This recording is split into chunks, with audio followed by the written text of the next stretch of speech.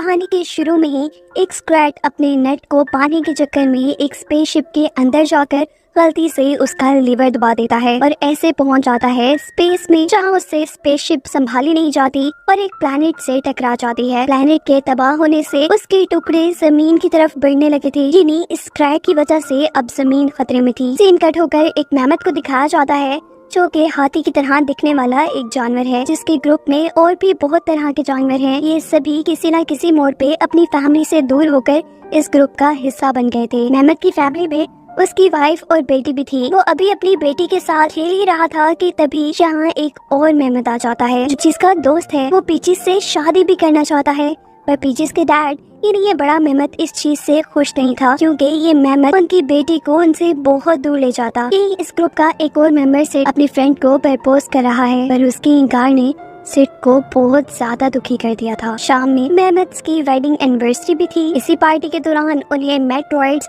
यानी उस टूटे हुए प्लैनेट के टुकड़े आसमान से उड़ते हुए उनकी तरफ आते दिखाई देते हैं। तभी इनको देखकर डरते हुए मैमथ के कहने पे एक केव के अंदर चले जाते हैं, जहां उन्हें अब कुछ देर तक के लिए इन मेट्रॉइड से बचने के लिए रुकना था। ये मेट्रॉइड्स जमीन के कुछ अंदरूनी हिस्सों में भी जा रहे थे, जो कि डायनासोर्स की दुनिया है, जिस जगह पर हम लाल परों वाले 3 डायनासोर्स को देखते हैं जो किसी और जानवर के अंडे को वहां से चुरा कर भाग रहे थे। इस वक्त यहाँ पे एंट्री करता है एक बग नाम का वॉरियर। ये बग इस अंडे को डायनासोर से बचाकर इसकी असल जगह पे छोड़ आता है। बग का डायनासोर से उस अंडे को छीनना डायनासोर को अपनी बेइज्जती फील हुई थी। इस सारे वाकये ने डायनासोर को बहुत ज्यादा गुस्सा दिला दिया था और वो अब हर हाल में इस बेइज्जती का बदला बग से लेकर रहता। इस सब के बाद बग को जमीन के नीचे से एक ऐसा पत्थर मिला है जो कि इस जमीन का नहीं है और शायद ये हजारों साल पहले आकर इस जमीन पे गिरा होगा। यहाँ मैमथ के सभी ग्रुप के लोग उन मेट्रॉइड्स को देखने के लिए जब अपनी केव से बाहर निकलते हैं तो उन सबके सामने अब बग वही पुराना पत्थर लेकर आता है। ये दिखाकर वो सबसे कहता है कि घबराने की बात नहीं, ये देखो ऐसे मेट्रॉइड्स पहले भी जमीन पे गिर चुके हैं, बस समय समय पे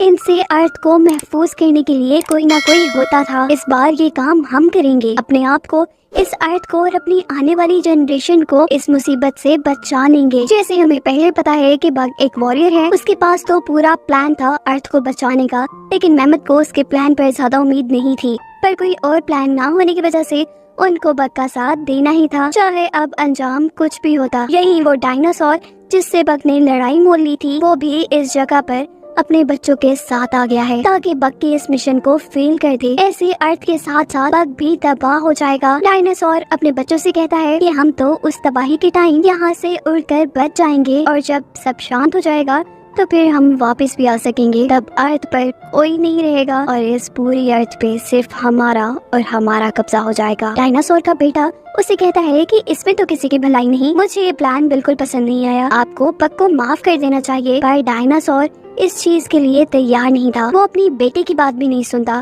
दिखाया जाता है बग को, जिसने इन मेट्रॉइड्स को देखकर पता चलाया है कि इनके अंदर मैग्नेटिक फील्ड है। वो सबको बताता है कि मैग्नेटिक पावर के जरिए ये सारे एक जैसे टुकड़े एक साथ जुड़ सकते हैं। इन सब को जोड़कर हम इन्हें स्पेस में भेज देंगे, जिससे अगर दोबारा कभी भी कोई प्लेनेट तबाह होगा तो वो अर्थ पे आने के बजाय इससे चिपक जाएगा और फिर आगे कभी भी इस अर्थ को किसी ऐसी मुसीबत का सामना नहीं करना पड़ेगा। पर सवाल तो ये था कि ये लोग मेट्रॉइड्स तो जोड़ देंगे, लेकिन इन सारे जुड़े हुए मेट्रॉइड्स को स्पेस में कैसे भेजेंगे। इन सब बातों के दौरान डायनासोर्स मिलकर यहाँ बग को मारने के लिए पहुँच गए हैं, जिनको इस वक्त बग ने अपनी वॉरियर स्किल्स के जरिए आसानी से हरा दिया था और वो सब लोग अब अपने मिशन की तरफ निकल गए हैं। उनके रास्ते में थी अब एक बहुत बड़ी नदी, जिसके ऊपर से जंप लगाकर उसे पार करना पॉसिबल नहीं था। दूसरी तरफ स्पेस में स्क्रैट भी अभी अपने नेट तक नहीं पहुंचा और जब तक पहुंचेगा तब तक तो शायद पूरी स्पेस ही तबाह हो जाए, क्योंकि अभी भी उसने बहुत गड़बड़ियां कर दी है। वो मून को भी उठाकर अर्थ के इतने पास ले आया था कि मून की एनर्जी अर्थ पे मौजूद पानी को अपनी तरफ खींच लेती है। ऐसे में बग और उसके साथियों के लिए नदी के दरमियान से ही आगे जाने का रास्ता बन गया है। ये तो चलो स्क्रैट ने कुछ अच्छा ही किया। यही अपुरी एक और बहुत बड़ा सा मेट्रॉइड दिखाई देता है जो सभी छोटे छोटे मेट्रॉइड्स को अपनी तरफ खींच रहा है। इसे देखकर बग को एक नया आइडिया सूझ गया था कि क्यों ना वो इसी मेट्रॉइड के जरिए बाकी सब मेट्रॉइड्स को इकट्ठा कर ले और फिर स्पेस में भेज दे। वो यही बात कर रहा था कि उसी टाइम उन्हें खाई में से सिड की ग्रैनी की आवाज आती है सिड की ग्रैनी काफी टाइम से खोई हुई थी और सिड उनके लिए काफी परेशान था। सिड सारे काम छोड़कर उसी खाई में अपनी ग्रैनी को चेक करने के लिए चला जाता है। सारे भी उसके पीछे आते हैं और देखते हैं कि इस खाई के अंदर एक ऐसी दुनिया थी जो शायद मेट्रॉइड से ही बनी थी। यहाँ सिड की जैसी एक जानवर जो इस जगह की शहजादी है, वो इन सबको बताती है कि ये मेट्रॉइड बहुत ही ज्यादा खास है और बहुत ही ज्यादा ताकतवर। इनकी ताकत यहाँ पे रहने वाले हम सारे जानवरों को जवान रखती है। बग इस जगह शहजादी को अपना प्लान बताता है अर्थ को आसमान से आने वाले मेट्रॉइड से बचाने का, जिसमें उन्हें एक मुश्किल आ रही थी कि वो सभी मेट्रॉइड्स को तो इकट्ठा कर लेंगे लेकिन उन्हें स्पेस में कैसे भेजेंगे। तब वो जवाब देती है कि फिक्र की बात नहीं, हमारे एक प्रोफेसर इस काम में आपकी मदद कर सकते हैं। अब जब प्रोफेसर को ये सारा प्लान बताया जाता है तो वो इस प्लान को फेल मानते हुए उनकी मदद करने से इनकार कर रही है। हमें पता चलता है कि सिड को ये शहजादी बहुत ज्यादा पसंद आई है। वो उसे प्रपोज करने के चक्कर में यहाँ से एक मेट्रॉइड तोड़ लेता है, जिसके नतीजे में यहाँ के सारे मेट्रॉइड्स की एनर्जी खत्म हो जाती है और यहाँ पे रहने वाले सारे लोग बुढ़े दिखने लगते हैं। यानी उनकी असल एज भी अब सबके सामने आ जाती है। ये सब देखकर प्रोफेसर का गुस्सा आसमान छूने लगा है।